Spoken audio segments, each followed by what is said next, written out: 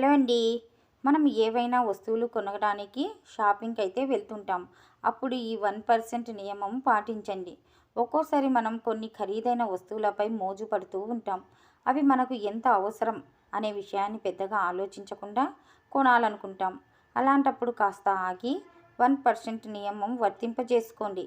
మీరు కొనాలనుకుంటున్న వస్తువు ధర మీ వార్షిక ఆదాయంలో 1% కంటే ఎక్కువగా ఉంటే 3 రోజులు వేచి చూడండి.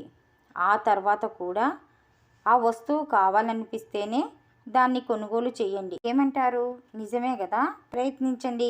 హలో అండి. మనం ఏవైనా వస్తువులు కొనడానికి షాపింగ్కి అయితే వెళ్తుంటాం.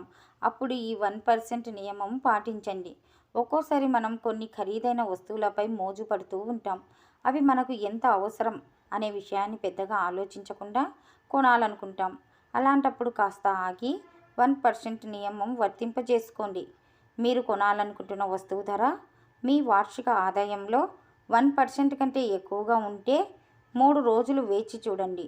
ఆ తర్వాత కూడా ఆ వస్తువు కావాలనిపిస్తేనే దాన్ని కొనుగోలు చేయండి. ఏమంటారు? నిజమే కదా!